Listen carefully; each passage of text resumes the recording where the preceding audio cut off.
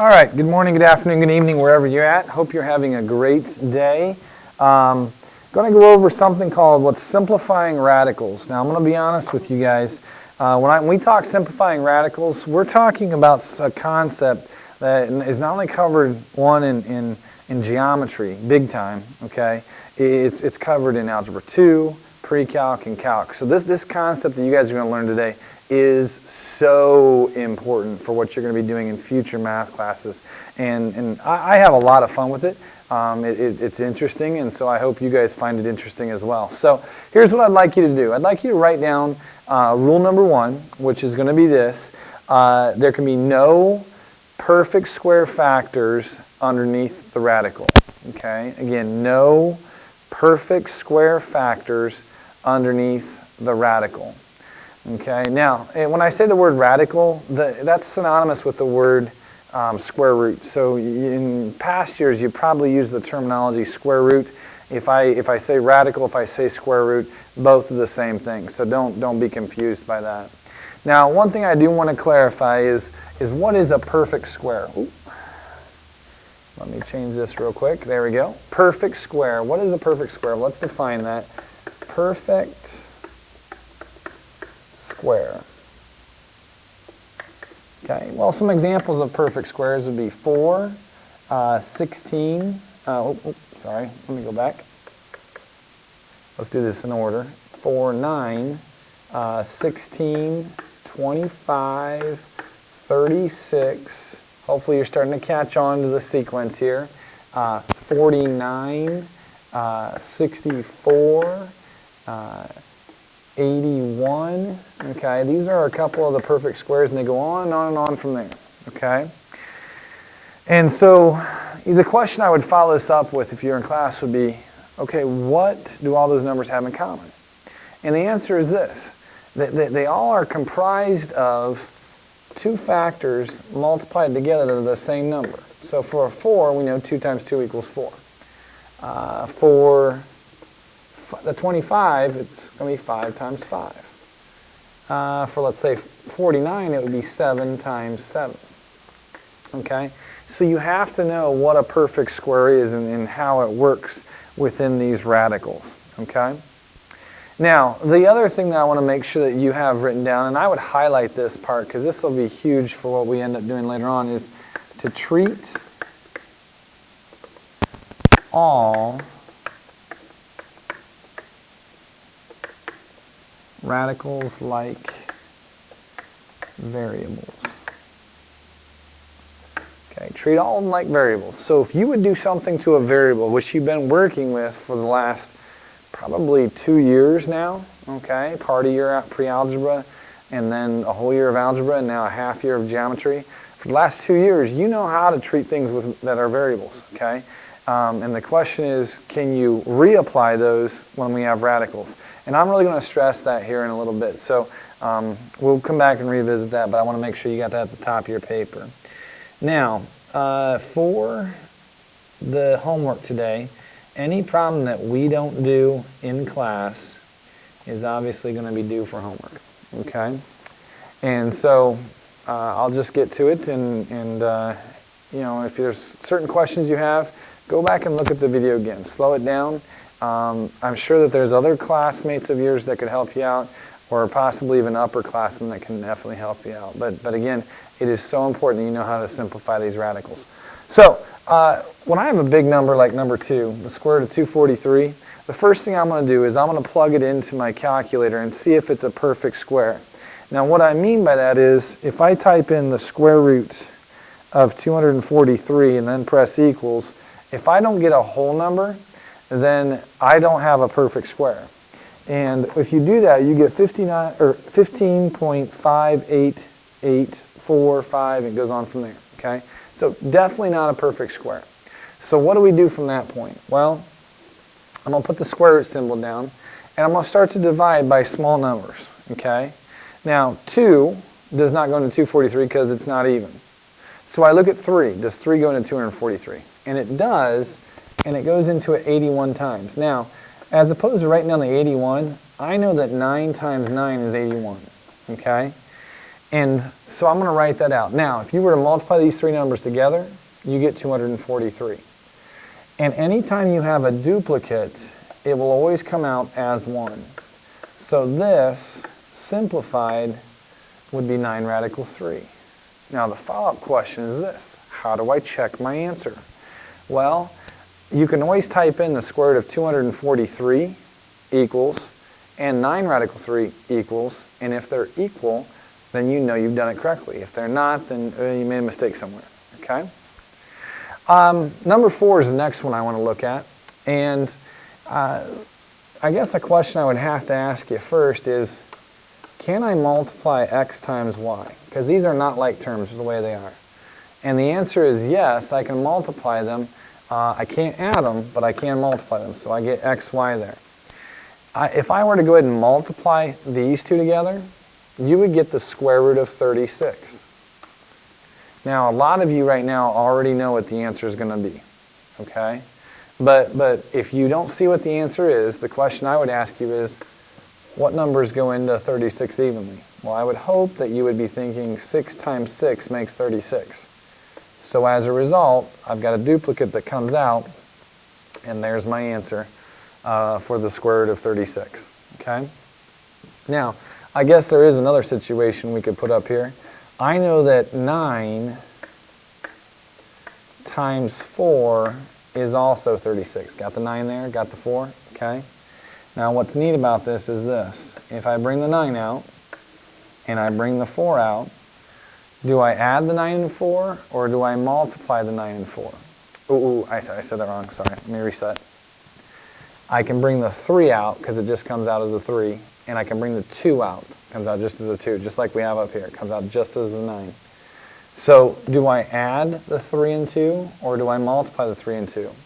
And what I encourage you to think about is this. Under the radical, we multiply. Outside the radical, we multiply. The operation doesn't change just because we're no longer underneath the radical. So we still multiply, and we see that our answer is still 6. Okay? Now, as we look at number 8, that's the next one I want to look at with you guys. I would encourage you to focus in on these parentheses. With the parentheses, we're going to distribute this through the parentheses.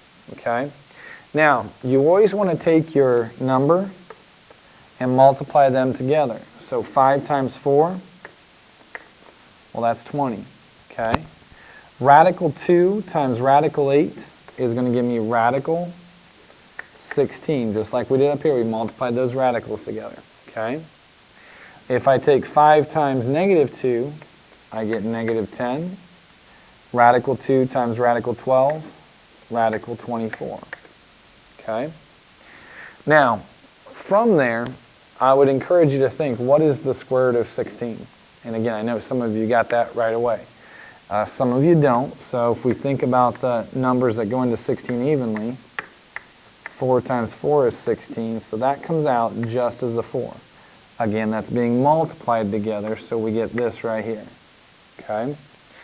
As far as the radical 24 is concerned, I'll go ahead and put this down. I know that 24 is made up of 4 times 6. If I multiply all those together, I get 24. Now, if you look, we've got a perfect square right here. Comes out, so we end up with 2 times 10, 20, radical 6. Oh, 6. Okay? Now, with that being said, the question then becomes, can I bring these two together? And remember how I said at the beginning of the period that you want to treat these radicals like they're variables. And so I guess I would encourage you to write this down, 80 minus 20x. Okay, would you ever combine 80 and negative 20x? And the answer is no. So therefore you don't combine 80 and 20 radical 6. In fact, I would encourage you to write this out, that these are unlike terms. Okay, those are unlike terms. There's no way that they're the same. Okay? All right, now, the next problem I want to look at with you guys, let me clear that off there real quick, is going to be number 11. Now, first I want you to go ahead and write down the rule for number 3. And the rule for number 3 is this, that there cannot be, again, there cannot be a radical in the denominator, okay? No radicals in the denominator. So the first thing I'm going to do is I'm going to go ahead and rewrite this fraction in a vertical format. Square root of 300 over the square root of 5, okay? Now instantly you see that there's a radical in the denominator. That radical 5 can't be there. We can't have radical in the denominator. So one way to get rid of this radical is to see if the number in the denominator goes into the number in the numerator evenly. If it does, I can get rid of it. So does 5 go into 300 evenly? And it does 60 times. So I have this radical 60 or square root of 60. Okay? Now the factors of 60 from there would be 5 and 12. Okay? The factors of 12 would be 4 and 3. Okay? If I multiply those four numbers together, I get 60. Now, these two right here are what we call a perfect square and comes out just as a 2. Oop, there we go. And so we end up with 2 radical, and then you can bring those numbers together, 15. All right? And so you can actually double check that on your calculator, radical 300 divided by radical 5. One thing to keep in mind as you do that is if your calculator is one of the smaller ones, it opens a bracket up. Make sure you close it off. Okay? Another thing to think about is if you have a bigger calculator, it should look just like, I guess it will look like this, I believe, in your calculator. Okay? Make sure that it doesn't go all the way across there like that. Otherwise, you're changing the type of problem there. Okay? So again, we shouldn't see all of this right here. Okay? All right. Number 14 is the next one I want to look at. And obviously, we have a radical in the denominator down here. And I guess the first thing I would do is kind of like what we did up there. See if 2 goes into either of these numbers up here, and it doesn't. Okay? So we're kind of stuck. I'm going to rewrite this up here just to have more workspace. So what I would do from there is to go ahead and combine these two. Now you can go ahead and multiply 3 times 15 and get 45 and write down the square root of 45. But it would actually be faster to write it down like this. 3 times 15. Now the factors of 15 would be 3 and 5. Okay? And so this is going to come out of this because I've got a perfect square there. I've still got this radical 2 here. So this is actually 3 radical 5 over radical 2. Okay? Well, that's great that I was able to simplify the numerator a little bit, but I've still got that issue of having the radical in the denominator. So what am I going to do? Well, this next step is actually huge when it comes to your work that you're going to be doing in January. And so I'm going to go ahead and jot down radical 2 over radical 2. This process right here, let me change colors real quick. This process right here is actually called, okay, this is called rationalizing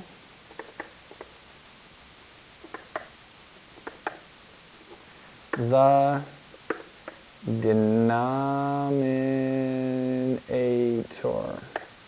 Okay? Rationalizing the denominator. Now, how does this all play out? Well, let me go back to my other color here. If I multiply the numerator here, there's actually a 1 right here. Remember, we treat our radicals like variables. What's always in front of a variable? It's a 1 if nothing's present. So I'm going to multiply the 3 times the 1 and get 3.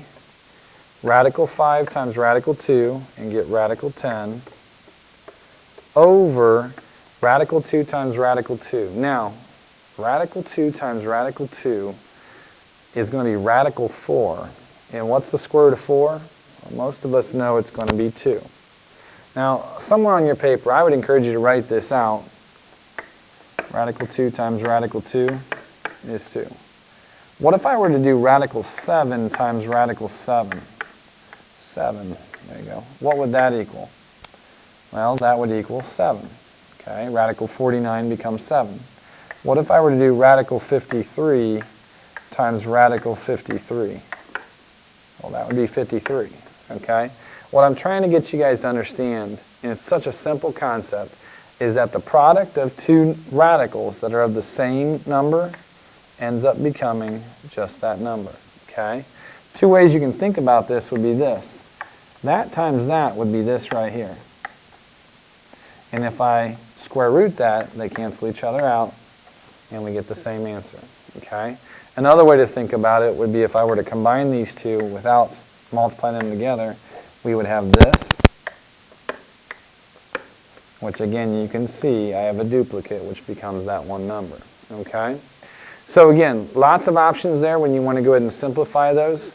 To finish this off, I am okay with you leaving it just like that. Okay? You could also go ahead and leave it like this. You could also leave it like this. Okay? Or even like this. The reason why I'm showing you all these is because I want you to know that when you see someone else's paper and they have something else written down, it may still be the same thing you have. Just double check the fraction there. Okay? All right, now, the next one I want to look at with you guys is 15. So if we look at 15, I'm going to rewrite number 15 kind of like I did number 11 on your paper there. I'm going to rewrite it vertical. Okay? Now I'm going to be honest with you guys. There's several different routes you can take when you simplify this radical right here, this radical expression. One route would be to go ahead and simplify the radical right now and then to rationalize the denominator. Or you can rationalize the denominator and then simplify the radical. It doesn't matter which one you do first. I'm probably going to stick with what we've been doing. I'm going to go ahead and simplify the radical first. So what are some numbers that go into 8 evenly? Well, we have 2 times 4. Okay? And I look here, I've got a perfect square that comes out just as a 2. And there you go. Okay? Now, the 28 and the 2 are going to simplify themselves. 2 goes into 28 14 times. So we end up with this. Okay? Now, am I done?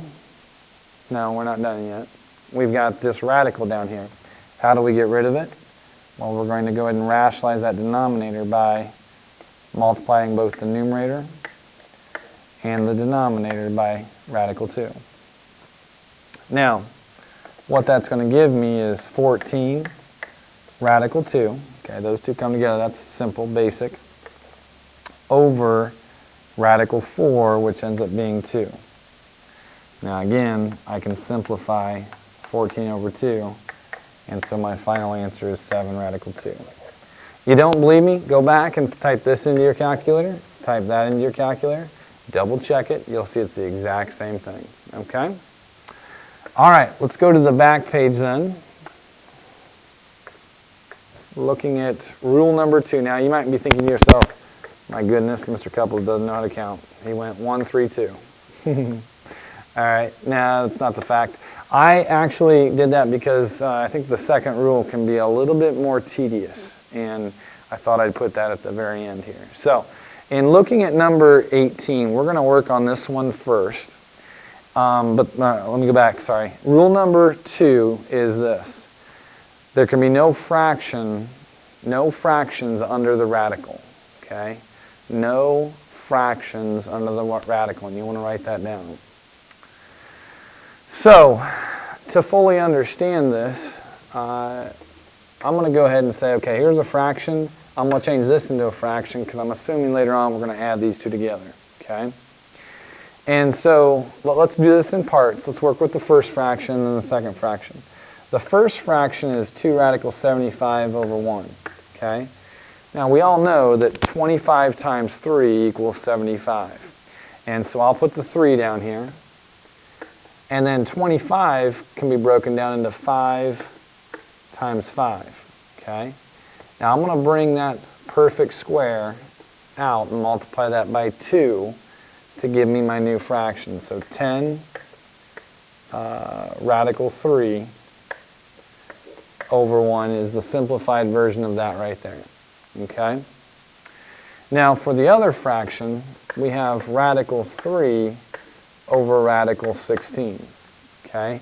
I'm going to break apart those radicals so that I no longer have a fraction underneath the radical, okay? Now I do have a radical in the denominator, but the good news is that it's a perfect square of what number?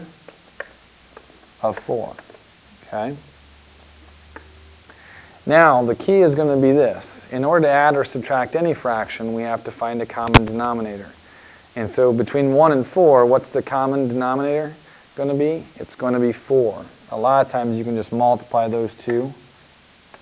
Okay, the least common multiple there, we got 4 and 4. Okay, now this one didn't change when it came down here, and so this one doesn't change either. But if this one multiplied by 4 gives us this one, then I have to multiply this one by 4. Now there's been a real problem today as far as people figuring out what 10 radical 3 times 4 is going to be.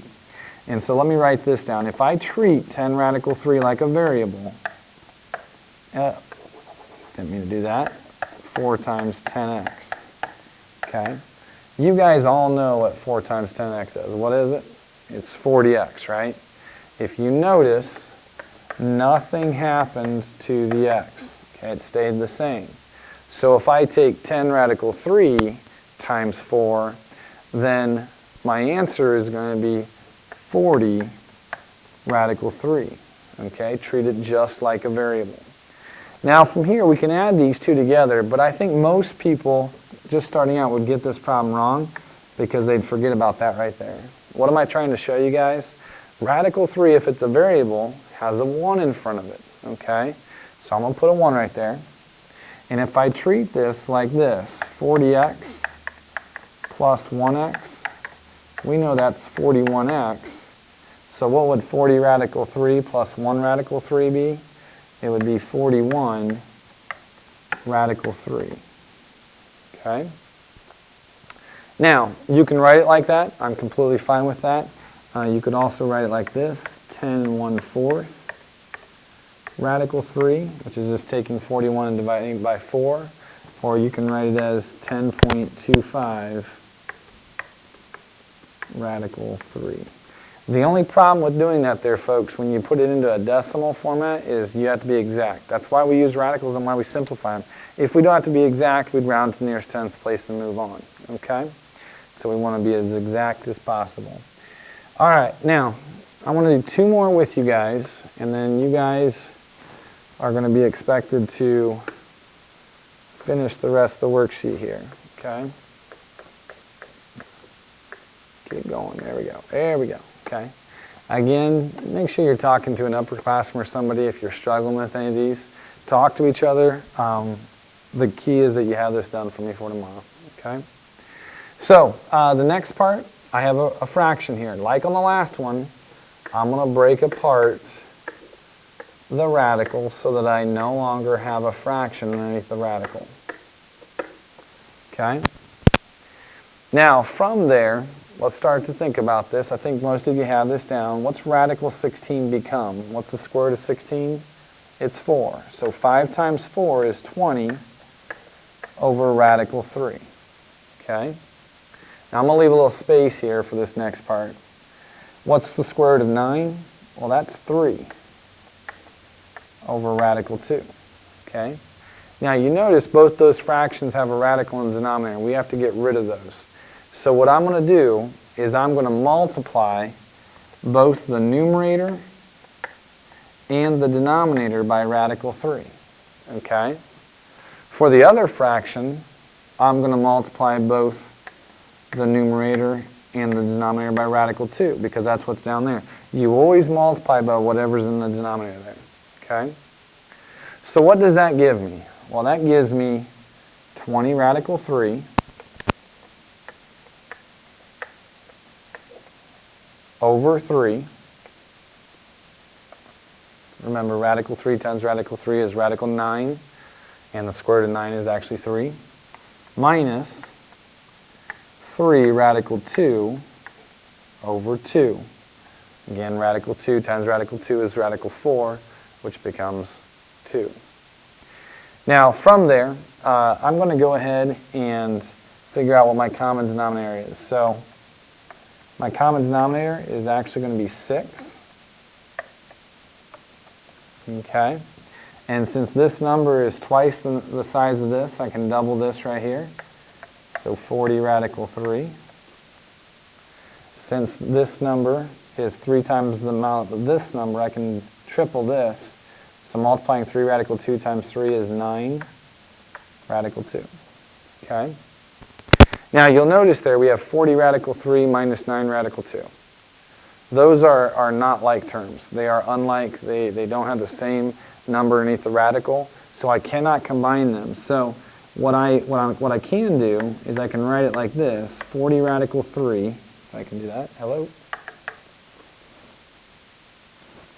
There we go. 40 radical 3.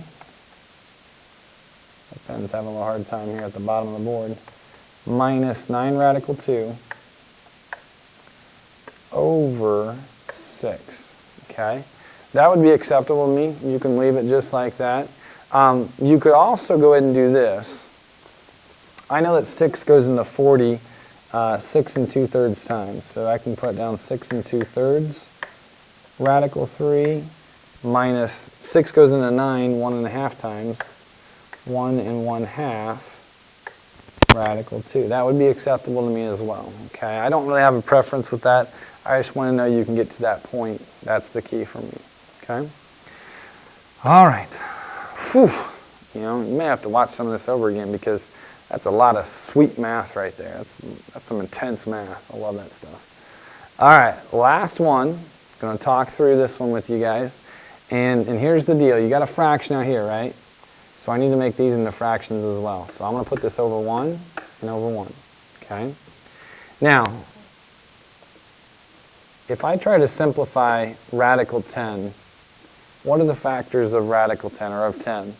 It's just 2 and 5. There's no perfect squares there, so I'm going to leave it just like that. For 40, what are the factors of 40? Well, we can go 4 and 10. I think most people would probably do that. And if I do that, I have 4 and 10. All right? And so this number right here comes out as just a 2. And the 10 comes back together. Okay? Now, as far as the last part, breaking up that radical there, I could put 5 right next to radical 1, but if you take your calculator and type in the square root of 1, what does that give you? It just gives you a 1, okay? So I don't need to write 5 times 1 because we all know that that's what it is. I mean, it doesn't change it at all.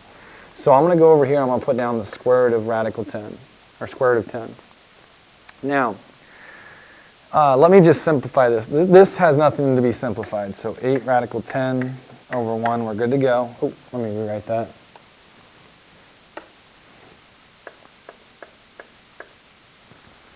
You'll see why I'm doing this in just a second here. So 8 radical 10 over 1 minus, now the 2 is going to come out. So this is going to be 3 times 2, which is going to be 6.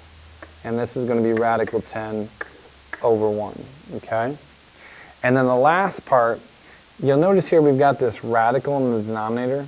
I'm going to multiply, I'm going to try this, I know it's at the edge of the screen, radical 10 over radical 10. Again, I'm rationalizing that denominator there. And so as a result, plus, so this would be 5 radical 10, the numerator. And then what's radical 10 times radical 10? It's just 10. Okay? So I know that there was a lot of moving parts that were taking place there.